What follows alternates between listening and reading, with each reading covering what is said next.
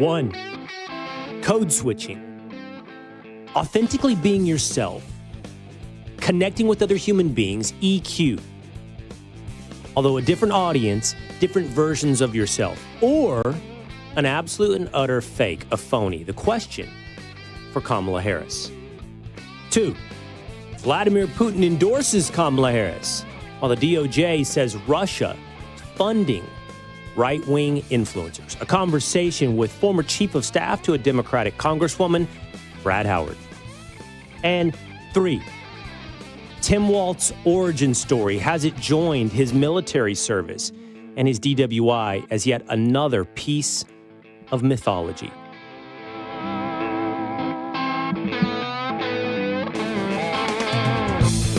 It is the Will Cain Show, streaming live at foxnews.com, on the Fox News YouTube channel, the Fox News Facebook page, terrestrial radio, market to market, always on demand. Just head on over to your phone. Hit subscribe on Apple or on Spotify. Hit subscribe on that internet browser in your phone while you're watching the Will Cain Show on YouTube. If you're over on Facebook, where numbers have climbed to close to 1 million per episode this week, head on over to the Will Cain Show page and hit subscribe. You can keep up with us day to day. Clips, announcements, part of the Willisha, both on air and online. We got 2 guests today. Gabe Kaminsky of the Washington Examiner is going to join us to talk about his investigation into Tim Waltz's origin story. When he decided to run for office, was he carded at the door of the Republican National Convention with George Bush as the nominee? Was he turned away for a sticker with the words John Kerry, inspired then to become a politician? Or is it yet another fabrication? We're also going to be joined by Brad Howard. He is the former chief of staff of a Democratic Congresswoman. He's also now the principal, the founder, the president of the Corcoran group. And he's going to talk to us about the role of Russia in this election with new information from the DOJ, talking about influencers on the right and where they might have received money. And did it come from the Kremlin? While the Kremlin says out loud, hey, I'm endorsing Kamala Harris. So says Vladimir Putin. But let us get started with whether or not you and I change how we talk, whether or not we change how we act, whether or not we change our energy, depending on who we talk to, whether or not we code switch, and whether or not Kamala Harris code switch, or she's a complete and utter phony. Let's start with story number 1. Kamala Harris, as made news earlier this week, has given speeches in Detroit and Pennsylvania, in Atlanta, and she's taken on a different accent depending on the different crowd that she's talking to. Here's a little reminder of the way she sounded, for example, in Detroit or Atlanta versus the way she sounds when she speaks in Pennsylvania. You better thank a union member for sick leave. You better thank a union member for paid leave. You better thank a union member for vacation time. And you all helped us win in 2020, and we're going to do it again in 2024. You know, the one thing about all of us is we like hard work. Hard work is good work. Hard work is good work. Do I see people testifying? Can I get a witness? Nate Silver, pollster, has up on his Substack this week, the founder of 538, has up on his Substack this week that he believes the Electoral College prediction market is leaning heavily now towards Donald Trump. And looking at battleground states, he sees a 58 percentage point probability for Donald Trump to win the presidency. That's up from July, where he had a 52% probability. At the same time, Kamala Harris's numbers have dropped from a 47% to 41% probability to win the presidency.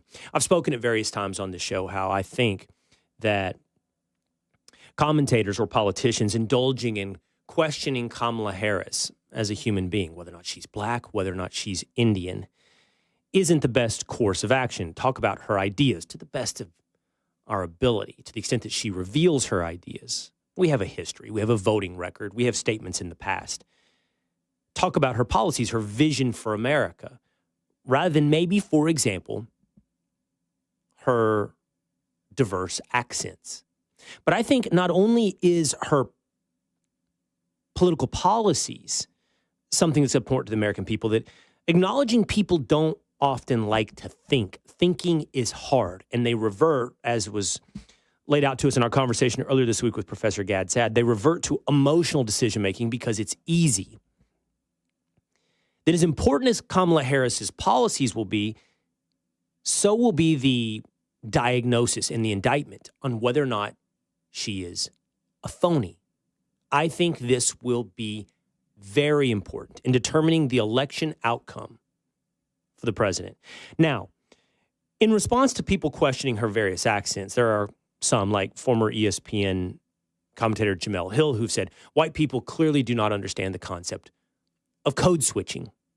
Now, code switching is the idea that largely for Black Americans, but you could probably apply this to many demographic groups, you speak differently depending upon your audience. A Black person in front of Black people speaks differently, has a different accent, a different style of speaking than when they speak to their white boss. That, I'm sure, is true. I mean, I think we all do this, or most of us do this. We adjust our energy, we adjust maybe various versions of who we are depending upon the audience. We attempt to connect. That's how human beings do connect, actually. You know, they do say vulnerability is the number one, grease in the gears of human connection. But we, in some crowds, we're the comedian. In some crowds, we're more sincere. In some crowds, we slip into slang. In others, we speak more formally. There are very few of us. I would nominate Donald Trump as someone who is consistent regardless of the audience. You get the same version of Donald Trump.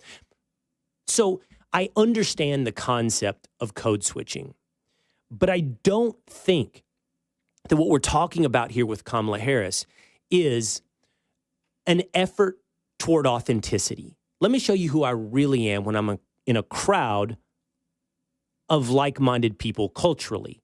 And Kamala Harris grew up as much Indian as she did Black. She grew up all over the country, some of that in Canada. I don't think Kamala Harris grew up speaking the way she's speaking to a crowd in Detroit or Atlanta. I don't think she's slipping into authenticity. She may be trying to connect with people, but the question isn't whether or not she's code switching. The question is whether or not she's being real, whether or not she's being phony.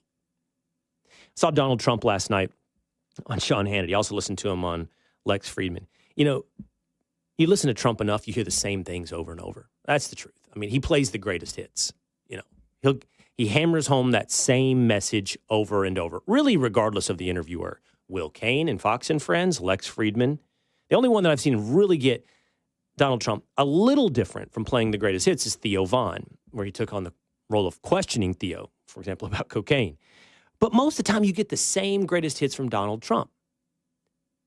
With Kamala Harris, I feel like you don't even get a greatest hits. You get a chorus. You get a snippet. You get the middle of the song that everybody knows, the chorus, but you don't know the rest of the lyrics. And so you fill them in. You almost like, you ever listen to a Zach Bryan song, like 2 bars, and then the rest, the pacing, but you don't know, the words are difficult. And so you just kind of, That's what Kamala Harris's campaign strategy is. She gives you snippets. My values remain the same. And then you fill in the rest of the words. You fill in the lyrics with what you suspect it is that she's saying, with some sense of rhythm. Yeah, value climate change, racial equality, equity. You start filling it in, the buzzwords, which you want to feel, because she's only giving you the chorus. She's not even playing you a greatest hits. You couldn't, forget an album, you couldn't name a Kamala Harris song. Donald Trump, you understand the greatest hits. He gives them to you over and over and over. And the point, from the accents to the policies, is, and I think this is going to be at the most surface level, but also the most motivational level of getting people to the voting booth and making a decision, is Kamala Harris phony? Is she fake? And my suggestion to you is she's not code switching in search of some authentic connection. She's adapting. I think she has a high level of EQ. I do. I think she can read. What does this person want? What is this person like? The problem is she loses herself in the process of trying to connect with that person until she, in the end, herself is not a person. She's just a thermometer. She's a window vane. She's reflecting back that audience, whatever they are, whoever they are, whatever they want to hear. I think the biggest question is Kamala Harris a phony? We'll talk about that. Plus, big news out of Russia on the right and the left with former chief of staff for a Democratic Congresswoman, Brad Howard, coming up on the Will Cain Show. The Tunnel to Towers Foundation honors fallen heroes by supporting their families like that of U.S. Army Chief Warrant Officer Shane Michael Barnes. Officer Barnes enlisted in the Marine Corps in 2011. He earned numerous awards, including the Distinguished Flying Cross. He cherished the camaraderie of military service, and he excelled as a supportive leader. But during a 2023 deployment, Barnes perished in a training flight when his aircraft crashed into the Mediterranean Sea. He leaves behind his wife, Brandy, and their 2 children. To honor Officer Barnes' memory and service, the Tunnel to Towers Foundation provided Brandy and her children with a mortgage-free home through their Gold Star Family Home Program. This program provides mortgage-free homes to the families of fallen service members, honoring their sacrifice with a lasting tribute. Join Tunnel to Towers on its mission to provide mortgage-free homes to America's heroes and the families they leave behind by donating $11 a month to T2T.org. That's T, the number 2, T.org. Donate now. Vladimir Putin endorses Kamala Harris. Next on the Will Cain Show.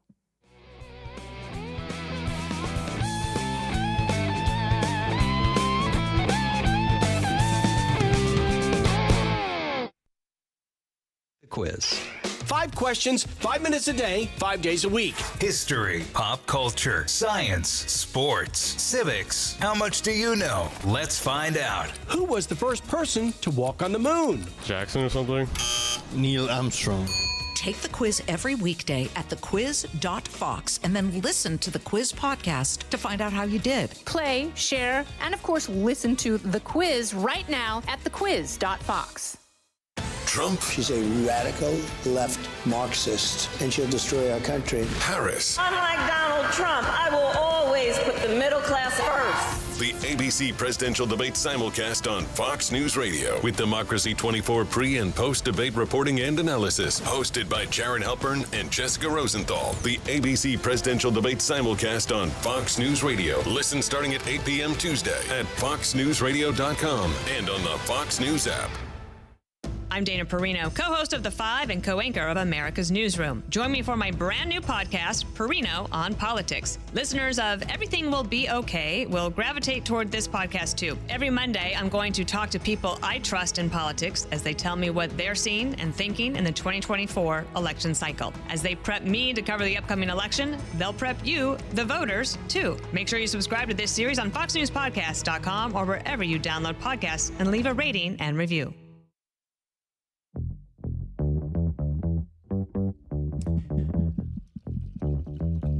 The DOJ says Russia has funded conservative influencers to the tune of $10 million.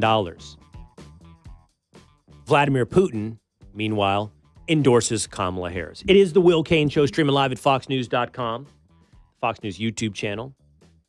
750,000 of you yesterday on the Fox News Facebook page. Also, terrestrial radio, market to market. So join us whenever and however you like. All you have to do is hit subscribe at Apple or Spotify. I'll show up in your feed. You'll hang out with us here. You'll become a member of the Willisha. So what do we make of all of the events coming out of Russia? From manipulating our media to endorsing Kamala Harris. Let's break it all down with the former chief of staff to U.S. Congresswoman Stephanie Murphy of Florida, the president of the Corcoran Group. Brad Howard joins us now on the Will Cain Show. Hey, Brad. Hey there. How's it going? Good. I know you've been hanging out. I appreciate you coming in, and I appreciate you listening to the beginning of the Will Cain Show. I'm curious what you have to say. What response, what might have been inspired in your mind as you heard me monologue about what I think is actually at an emotional level, the decision for many Americans is the authenticity of Kamala Harris. Well, look, I think Americans are starting to get to know. A lot of Americans didn't know too much about the vice president before she was selected on the ticket. And, the role of the vice president is typically a very low-key role in an administration. And so they particularly when you have someone like Donald Trump and Joe Biden who are consuming all the news in the airwaves. So Americans are just now starting to get to know her, which is why I think, and it's a good time. And we're all listening for what she has to say and what she's proposing. And hearing her story. And I think the convention did a great job telling Americans who she was, why she fights for the people she fights for, and why she's running for president. And so, I don't detect that much of a difference in the audio. But, as a Southerner, I'm from the state of Arkansas. Oh, Brad. When I go home, I know my Southern accent tends to come out a little more when I'm around family, particularly after a glass of bourbon or two. But she wasn't. But to be fair, she wasn't. She's not from the South, and she wasn't doing a Southern accent. No. She was doing a black accent. That's what she was doing. And right.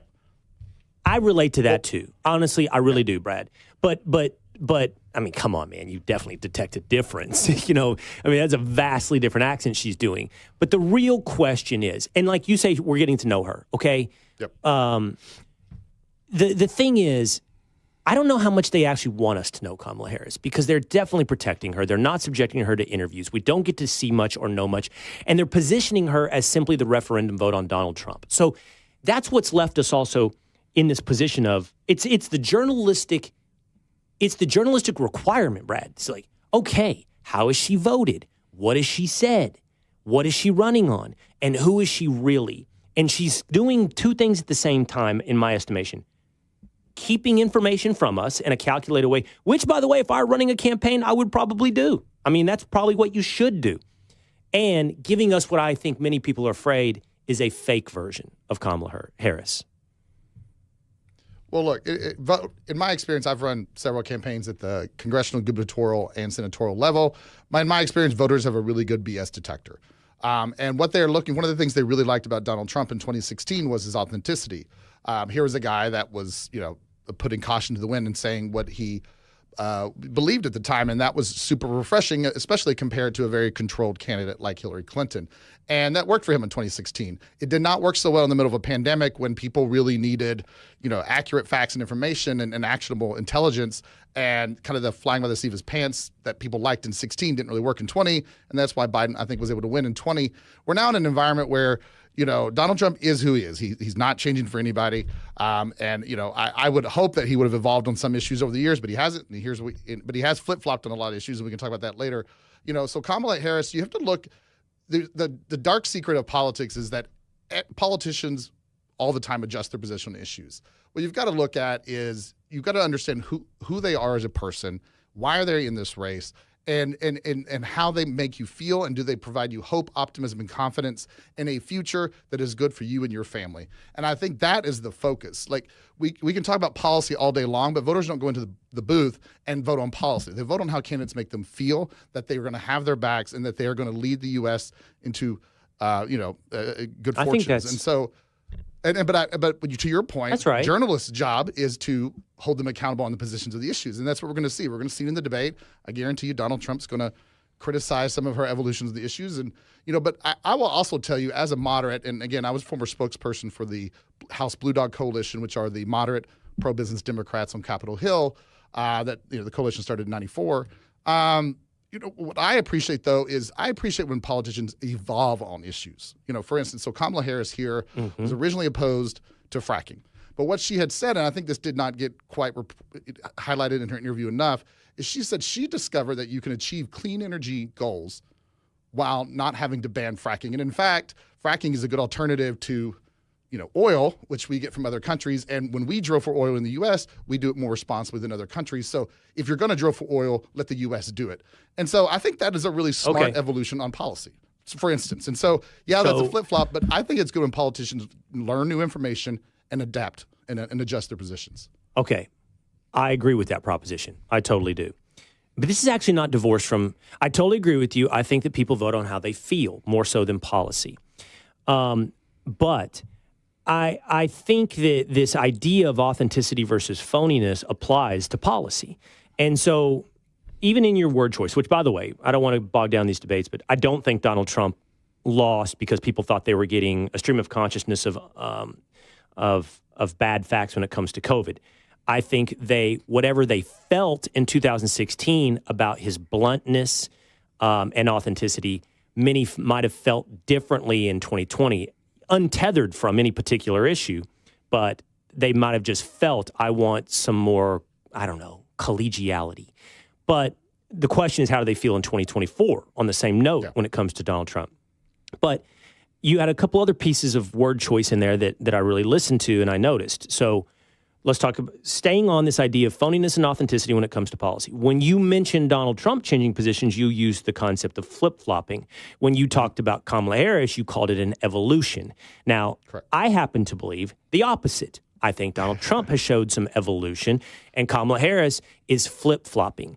But, okay, let's both own our biases. And let's just do this for both of us. Let's pick one, and we're going to try to together ascertain whether or not we think it's an authentic evolution or a phony flip-flop. So you said Donald Trump has flip-flopped. Give me the issue that you think best highlights that. Well, let's say on the issue of abortion, for instance. I mean, he was once pro-choice. He became adamantly pro-life, and now is once again supporting certain things that the pro-life movement have traditionally opposed, such as IVF. In fact, I think he switched his position on what he was going to do on the Florida ballot initiative on abortion within a matter of 48 hours. So it's kind of like when you're all over the place like that and consistently moving, even within days of each other, it's hard for voters to know where you're reliably going to be.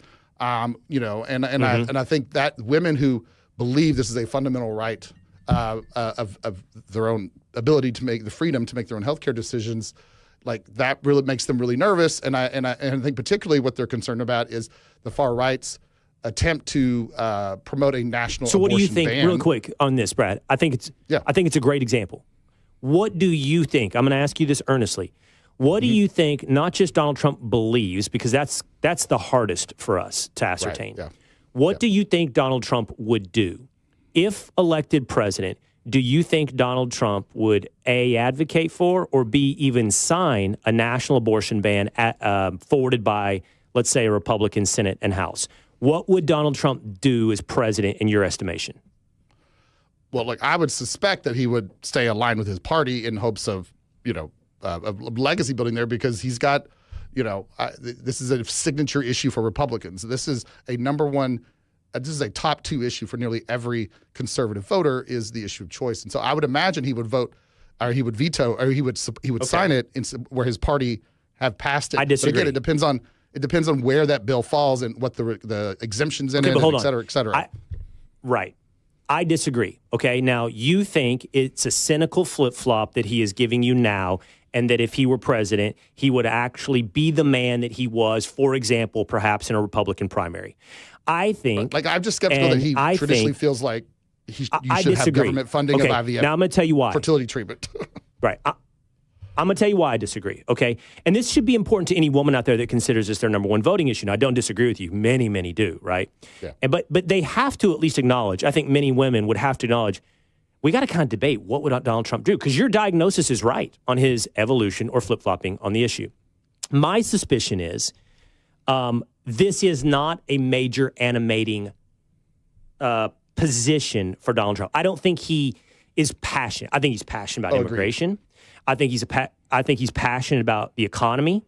I think he's pretty actually passionately anti-war. I think he's pretty dovish, because I just think going back to even when he wasn't running for president, he was talking about Iraq, you see evidence of him on late night talk shows talking in this manner. And so I look for some consistency over time on that. I don't think abortion is an important issue to Donald Trump personally. I don't think it controls his passions. And because of that, I think he is a pragmatist as well and a deal maker, that he'll revert to that instinct. And so what I think I hear from him today is, I got to become the president of the United States. I got to win a general election. I'm never going to reflect my parties where they are on this. If they're more pro-life than I am, that's not the way you win. And I actually think, because he's not running for office again, this would be, it's a one-term deal for Donald Trump. We do know that.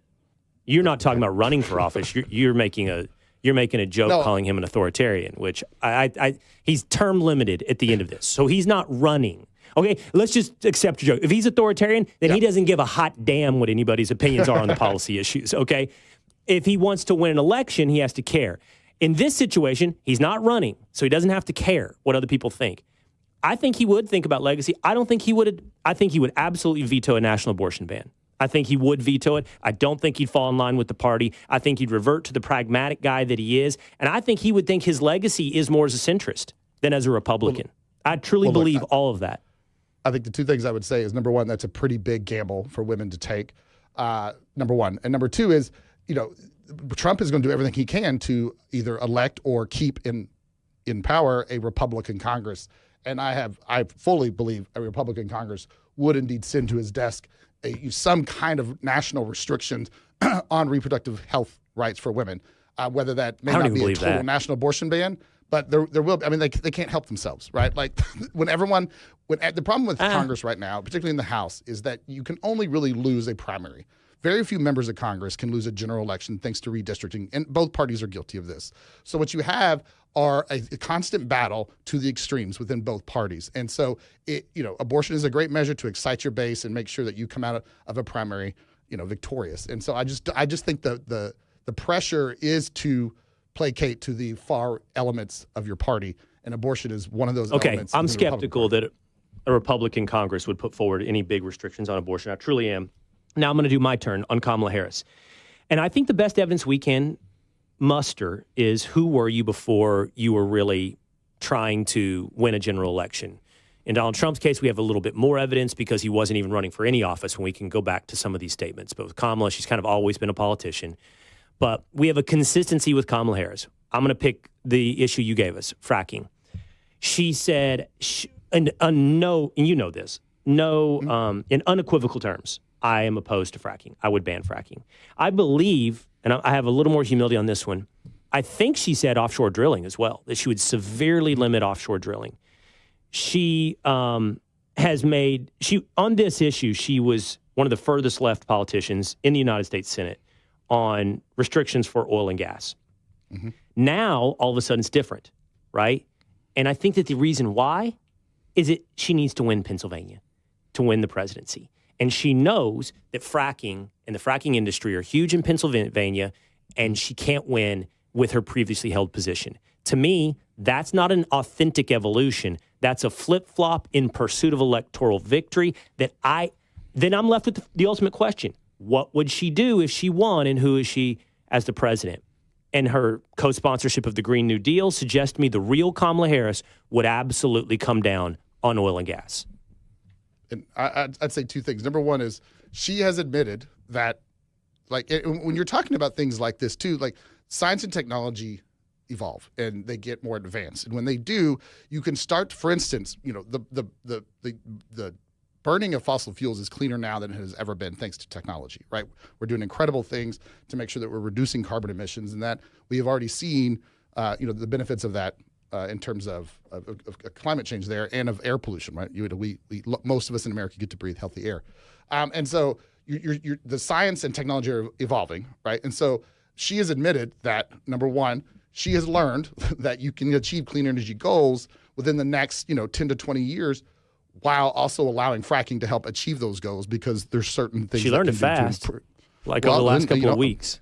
Well, I'm glad. But number two is, you got to keep in mind too, her voting record in the U.S. Senate, right, was tied to, her as a representative of California, right? And so she's running now to represent the entire country, and that includes the Commonwealth of Pennsylvania. And so, do I think it is politically convenient to evolve on this issue? Correct. But do I believe in her reasoning? Does it sound reasonable to me that you can evolve on a policy when the technology is evolving and we're learning all different kinds of ways we can produce U.S.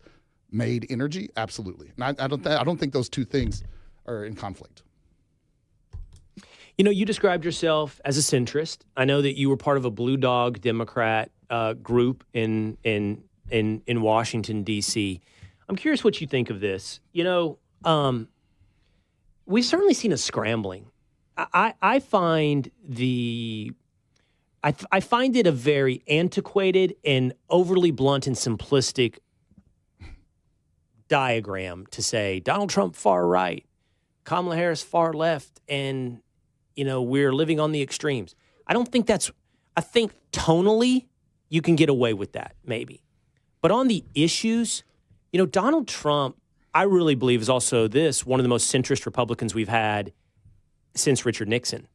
I think on the policies, you're looking at a guy who has scrambled political lines, and it's manifested in some interesting scrambling of endorsements. So, Kamala Harris just got the endorsement of Liz Cheney.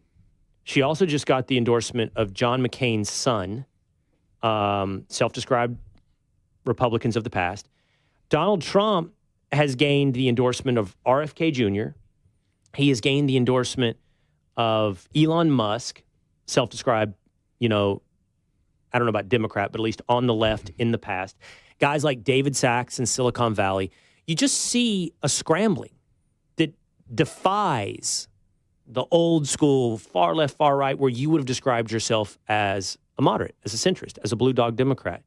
Don't you think it's interesting what's happening in politics? No, look, this is I agree with you actually on this point that there is this interesting, and this is typical for most presidential elections. Like when you hit Labor Day, everyone laser focuses on the center and the middle. But I think that when you have, and I think for instance, the progressive base of the Democratic Party, the AOC, the so-called squad, they were really pressing hard that. It doesn't matter about winning elections. We have to be right on policy, right? And they were forcing they were primarying committee chairs and forcing them to the right. Since that time, they have dramatically changed their tune. In fact, 2 of the squad members have lost renomination. The Democratic voters in their district said, you're too far to the left. And then add to that a quote from AOC last week, which was something along the lines of, it is the impetus of a movement is to be effective, not to just be right. And so I think there's also an awakening in the Democratic Party, particularly on the far left elements that hey guys, we've got all this cool stuff we want to do, but we can't do it unless we win, right? And so I think they're allowing a lot of the Democrats to appeal to swing voters and not get attacked from the far left by abandoning, the base, so to speak. And so with Joe Biden, we had some problems over Israel in the base. He was starting to lose, swing voters because they were drifting to Donald Trump. The money was drying up. So for a lot of reasons, it made sense for him to leave. Kamala has now offered a way to heal for all those factions to come together, united behind one thing, and that is to keep Donald Trump out of the White House. So, and Republicans are interesting here because, to your point, there are people that are traditionally were Democrats at one point, though I would argue their rhetoric and kind of with their position on the issues have never really been Democratic, like Tulsi Gabbard and RFK Jr.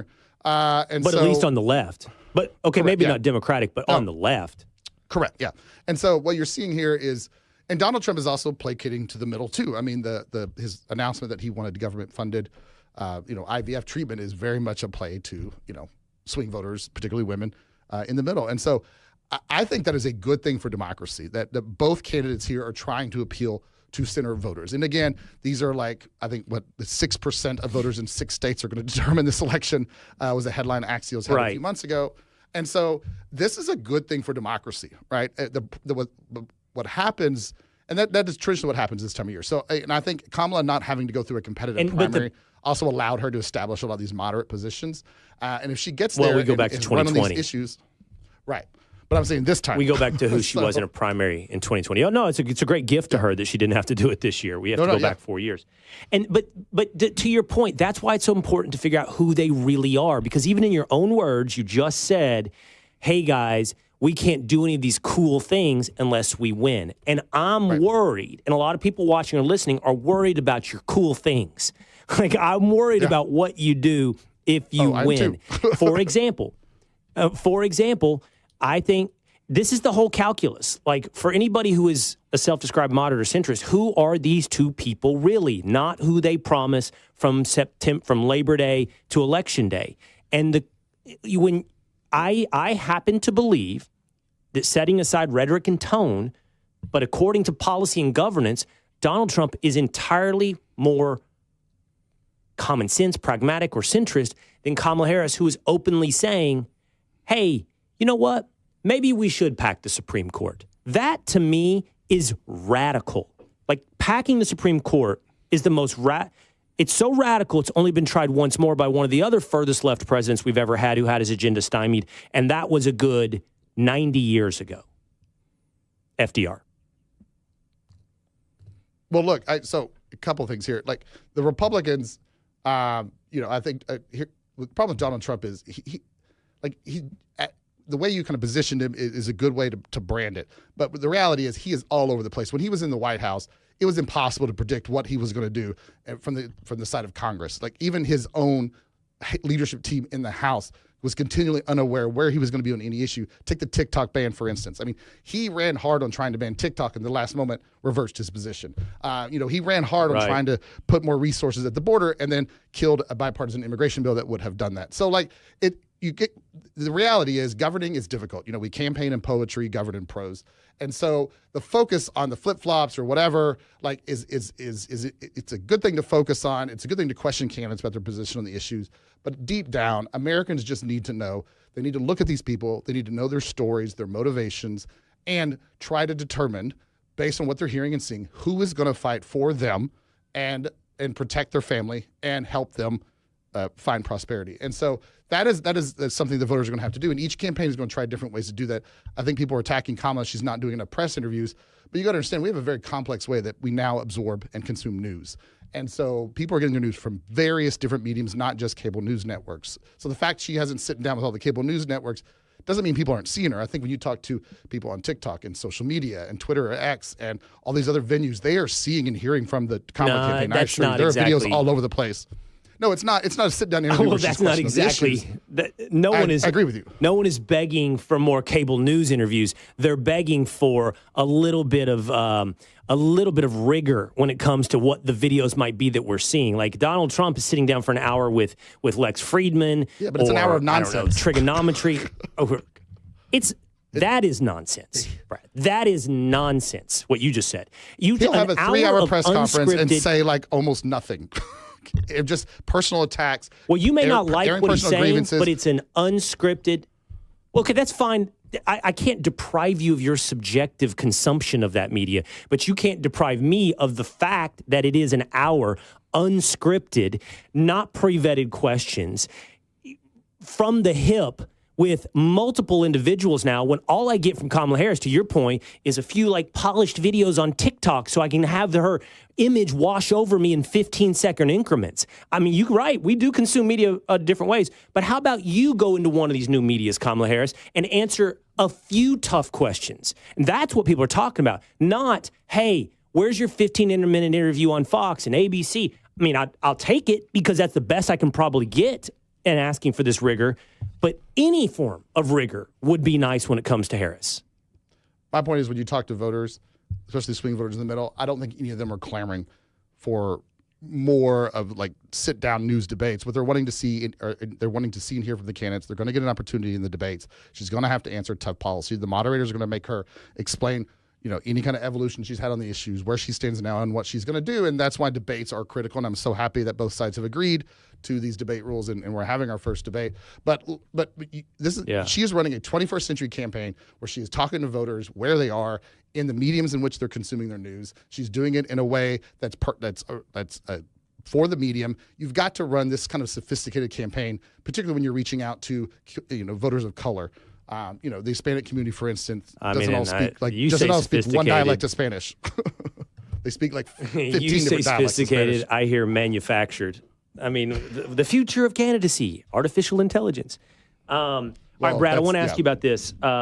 Speaking of media, there's two stories I think they're interesting. One, the DOJ has released an indictment against a conservative influencer.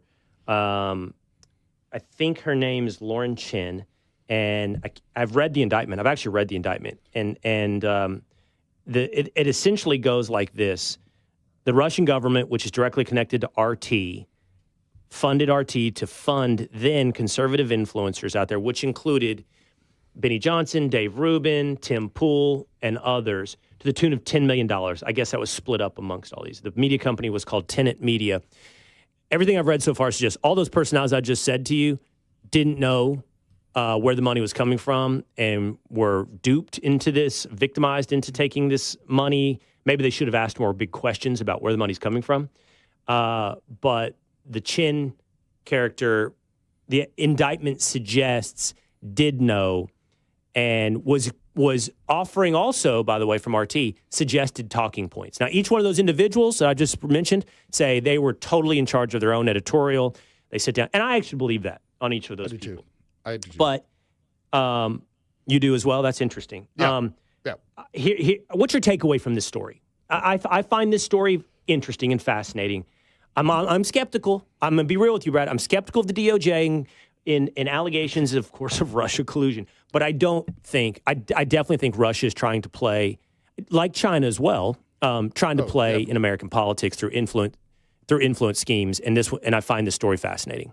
And let's be clear, this is nothing new, right? All of our adversaries have been trying to do this for the history of our country. I mean, like to try to sway elections in the U.S. And it's one of the careful considerations you have to plan for in a democracy, right? And so I think you get, but let's pull out a little bit, right? Russia is trying to funnel disinformation to voters in the United States to, basically undercut American support for Ukraine, right? It's very clear why they're doing what they're doing.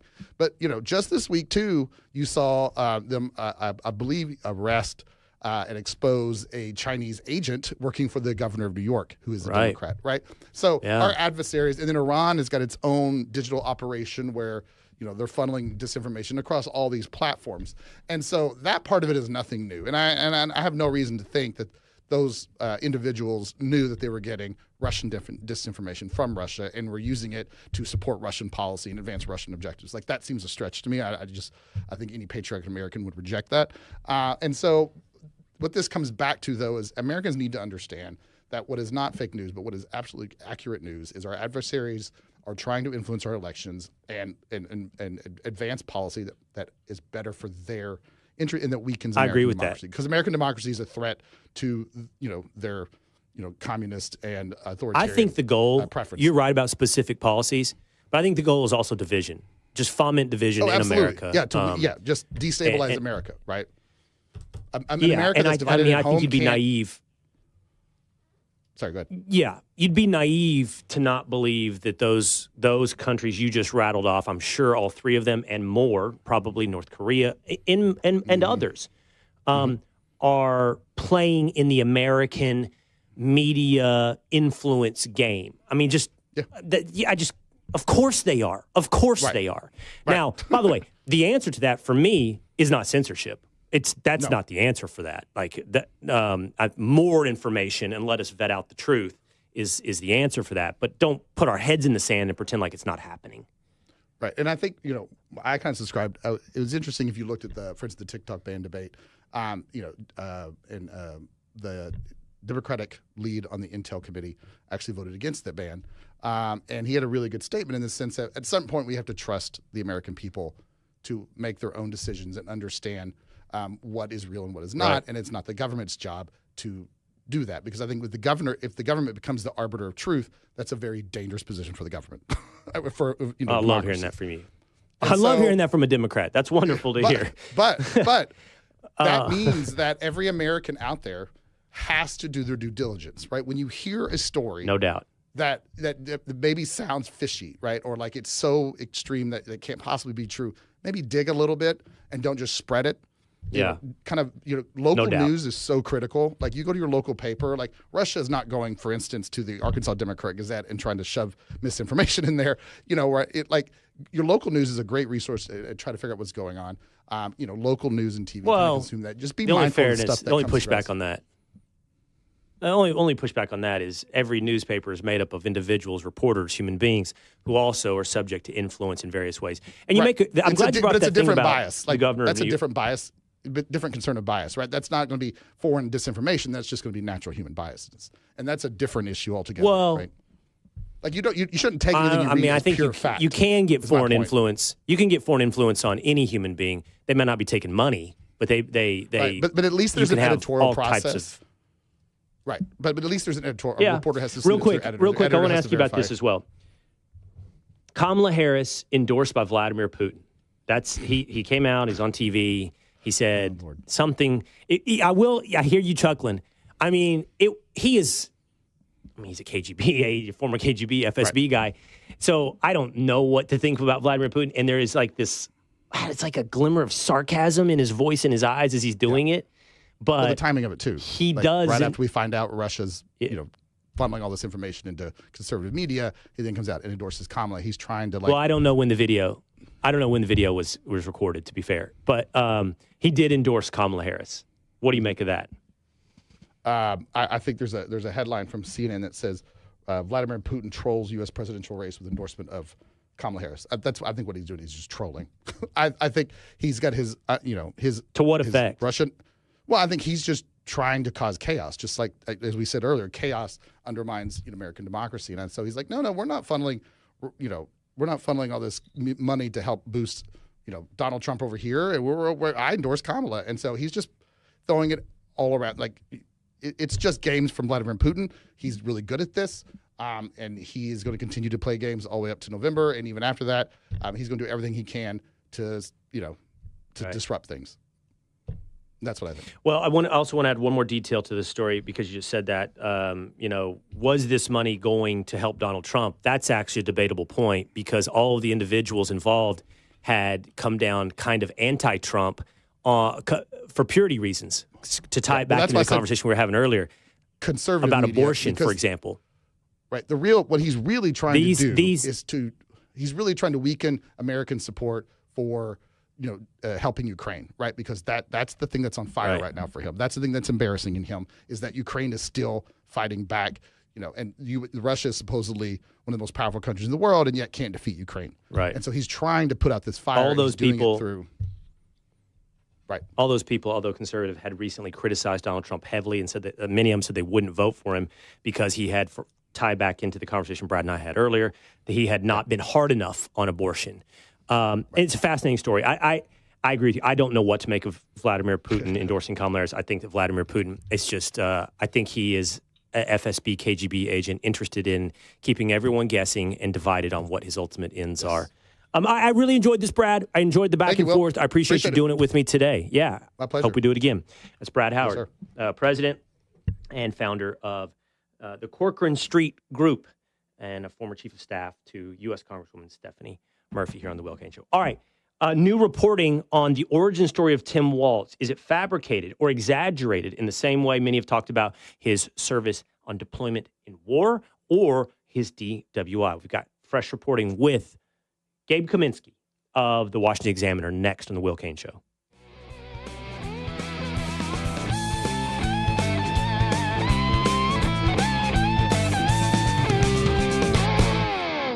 I'm Charles Payne. Listen to my Unstoppable Prosperity podcast so I can get you making money right now. Whether stocks are hitting new all-time highs or in free fall mode, opportunities abound. So why are so many potential investors still sitting on the sidelines? In a new season of my podcast, I'm going to get you in the game. After 38 years on Wall Street, I'm ready to impart some lessons and get you invested in the greatest wealth-generating machine in history. Listen anytime, everywhere at foxbusinesspodcast.com or wherever you listen to your favorite podcast. Trump. She's a radical left Marxist, and she'll destroy our country. Harris. Unlike Donald Trump, I will always put the middle class first. The ABC presidential debate simulcast on Fox News Radio with Democracy 24 pre- and post-debate reporting and analysis. Hosted by Jaron Halpern and Jessica Rosenthal. The ABC presidential debate simulcast on Fox News Radio. Listen starting at 8 p.m. Tuesday at foxnewsradio.com and on the Fox News app. It's time to take the quiz. 5 questions, 5 minutes a day, 5 days a week. History, pop culture, science, sports, civics. How much do you know? Let's find out. Who was the first person to walk on the moon? Jackson or something? Neil Armstrong. Take the quiz every weekday at thequiz.fox and then listen to the quiz podcast to find out how you did. Play, share, and of course, listen to the quiz right now at thequiz.fox.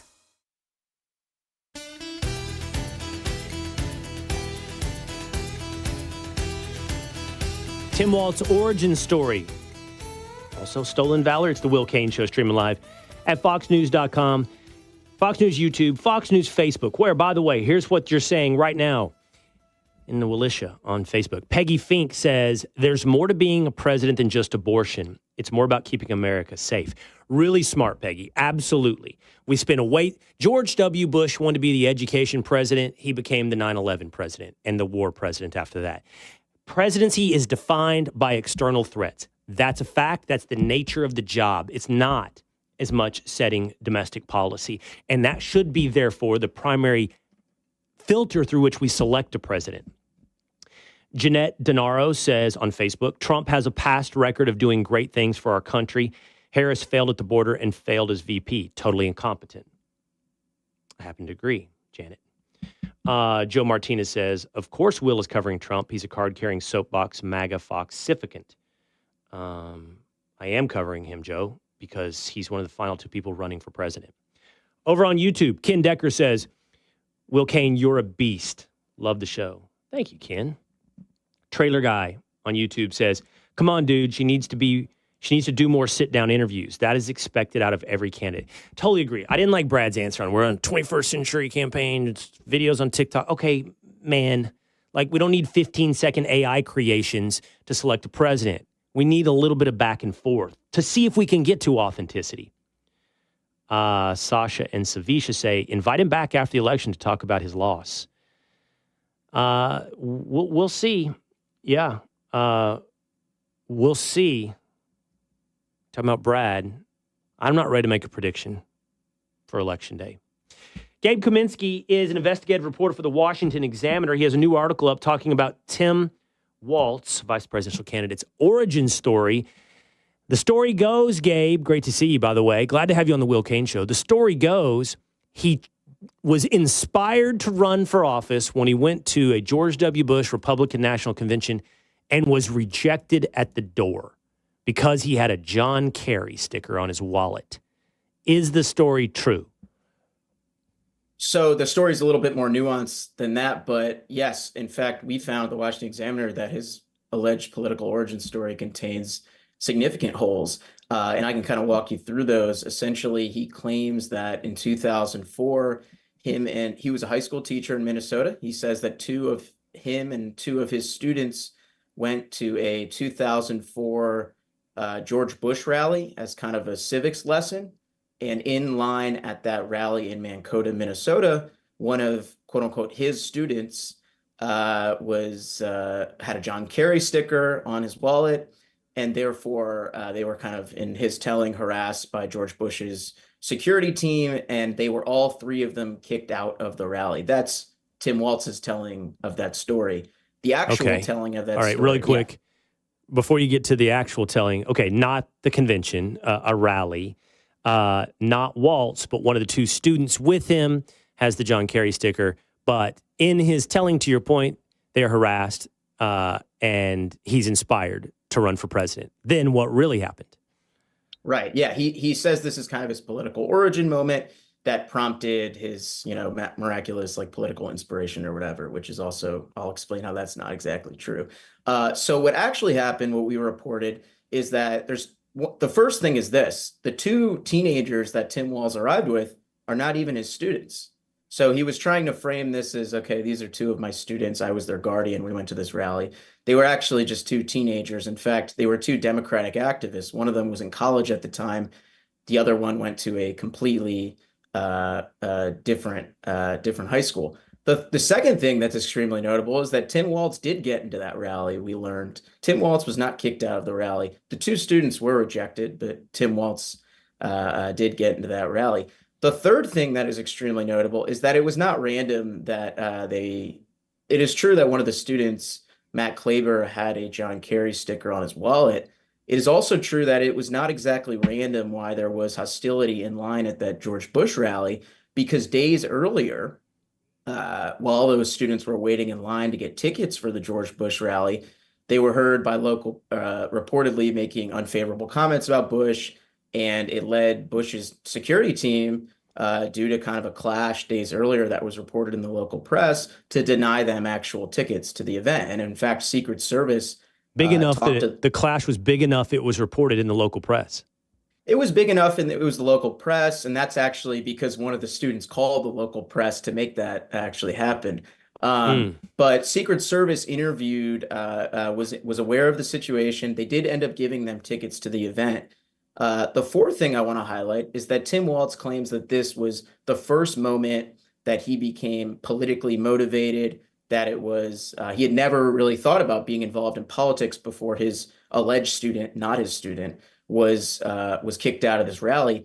That is also false, because days earlier, Tim Walz, we obtained a picture, and the picture is also online. You can, listeners can find this picture. There's a picture online of Tim Walz protesting, holding a sign that says enduring freedom veterans for John Kerry. And moreover, that's a title that refers to individuals who served in Afghanistan, something Tim Walz never did. So he was politically involved. He never served in Afghanistan. Those are two flubs on that last one as well. So it's fascinating. And, you guys you've done a good job at investigative reporting here. What's the takeaway in the end? I mean, it's important, but it also could be for someone watching us and going, details. He says it's his origin story. It's his origin story. So what's the takeaway? I mean, for me, Gabe, it is inseparable from sort of like, I've always said, like, if somebody says, hey, Will, you should watch Love is Blind UK, I'm like, okay. But maybe if the third or fourth person tells me that in a row, I'm like, maybe this show's good. Maybe I should watch it. It's like, okay, details that are exaggerated or fabricated continue to mount. Like, it's not this story necessarily. It's this story plus the military service story, plus the DUI story in Nebraska. It just kind of starts mounting to you're like, this guy is a fabrication. No, that's exactly right. This is in a long line of examples that the Washington Examiner and various other outlets have found since Tim Walz became the vice presidential nominee, in which he's embellishing his past. You mentioned a couple. I would also highlight that we had unearthed that Tim Walz had a long-time relationship with a Muslim cleric named Assad Zaman, who shared a pro-Hitler movie on social media, who has shared other anti-Semitic content online, such as a Hamas press release and other examples.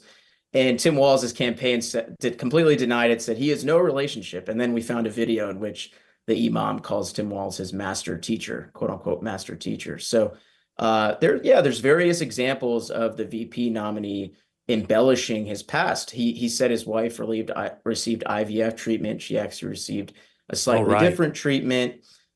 He said he received various Teacher of the Year awards in Minnesota, as the Daily Wire reported. That is inaccurate. So this is part of a trend. People might look at the political origin story and say, okay, yeah, there's various details wrong, but I would look at it as part of a broader story.